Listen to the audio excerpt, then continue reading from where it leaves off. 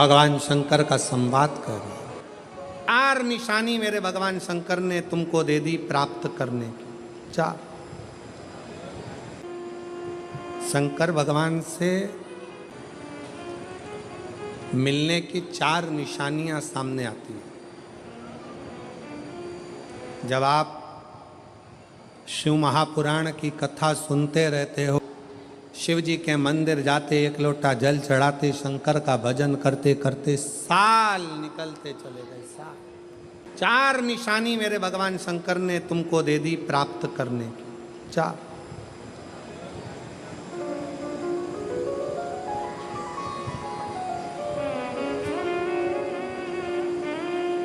4 संकेत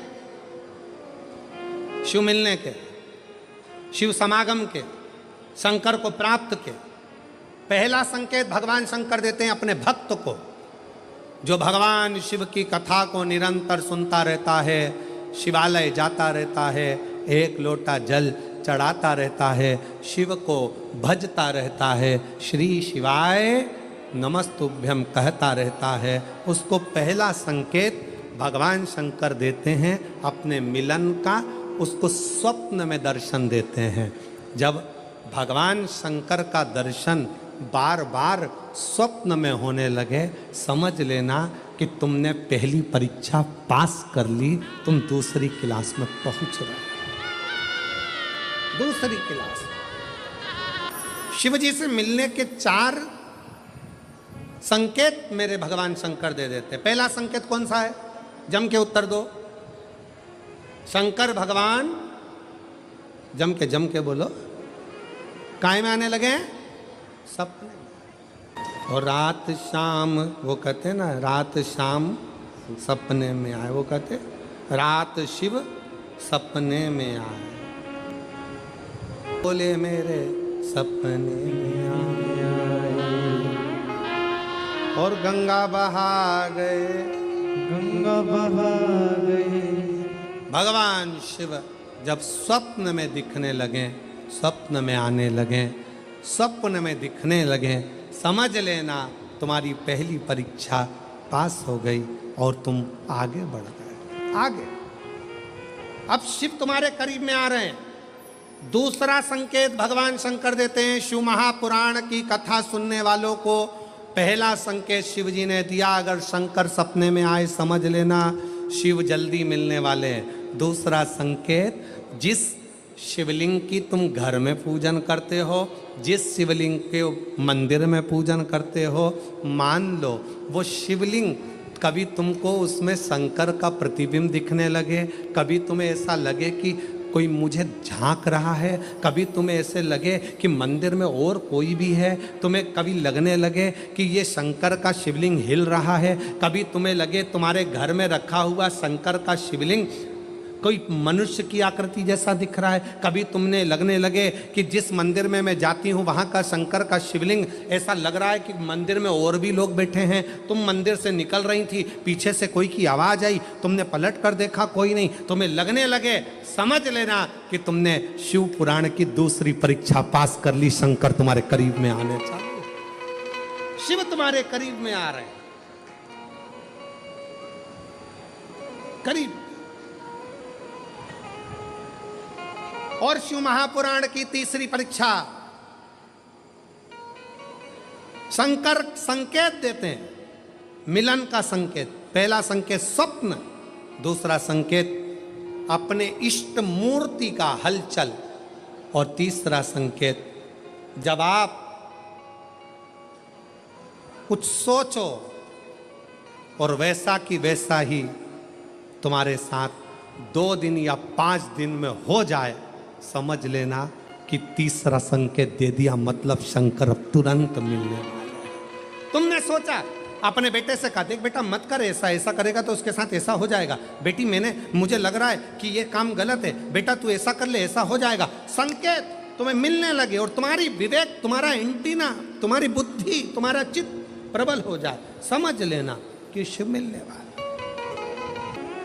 संकेत शिव।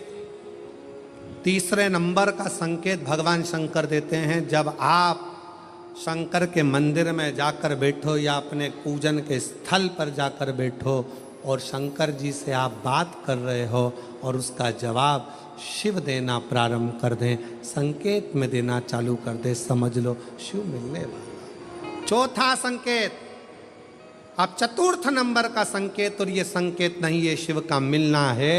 जब ये 3 परीक्षा पास हो जाती है तो चौथे नंबर की परीक्षा पास करने की ज़रूरत नहीं पड़ती है।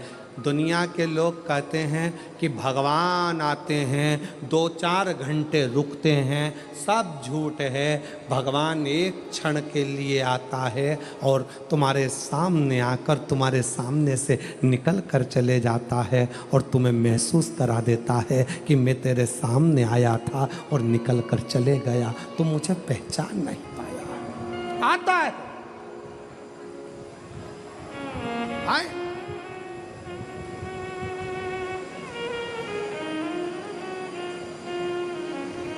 पांच दिन की शिव पुराण चल रही है,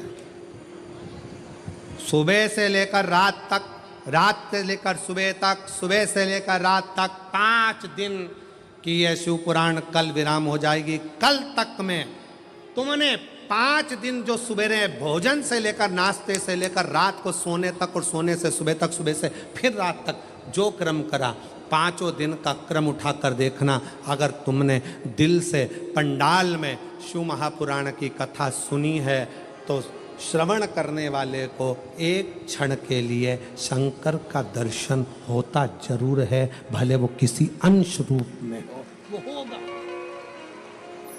प्राप्त हो। क्यों? ब्रह्मा ब्रह्मलोक में है, भगवान विष्णु बैकुंठ लोक में है, भगवान शंकर मृत्यु लोक में। ये मृत्यु लोक मेरे देवाधिदेव महादेव का है, शिव का, ये शंकर का है। जब ये शिव का लोक है, शंकर का लोक है, तो जब हम हृदय से जब भगवान शिव को पुकारते हैं तो एक क्षण के लिए शिव आता जरूर है। श्री शिवाय नमस्तु, चित्तवृत्ति में वही समाहित हो, वही। कोई पुण्य का भागी नहीं है, सबके सिर पर पाप की गठरिया। पार्वती, अमरनाथ की गुफा में भगवान शंकर कहते हैं, संसार सागर में कलयुग में आपका जन्म हुआ है तो मस्तक पर पाप की गठरिया भरी पड़ी है। कोई तुमसे कहे कि हमारा श्राप लग जाएगा, बद्दुआ लग जाएगी, ये लग जाएगा, वो लग जाएगा, दुनिया के लोग तुम्हें डराएंगे, धमकाएंगे, डरने की जरूरत नहीं है। संसार सागर में कोई दूध का धुला हुआ नहीं है। शिव पार्वती से कहते हैं, संसार में वही श्रेष्ठ है जो शिव की आराधना में डूबा है और शंकर के मंत्र का स्मरण कर रहा है। पाप सबके माथे पर है। 4 स्थान पर हर व्यक्ति से पाप होता है।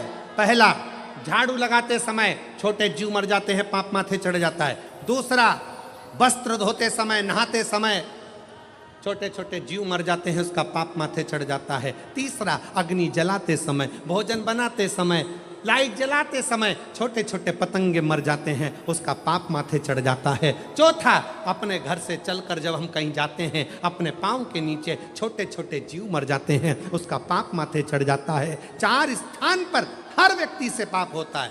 प्रत्येक व्यक्ति के मस्तक पर पाप बंधा रहता है। पर सुन पार्वती, जो प्रतिदिन शिवालय में जाकर 1 लोटा जल शंकर को समर्पित करता है, वो धीरे धीरे पाप से मुक्त होकर मेरा अपना होते चले जाता है और वो संसार सागर से मुक्त हो जाता है।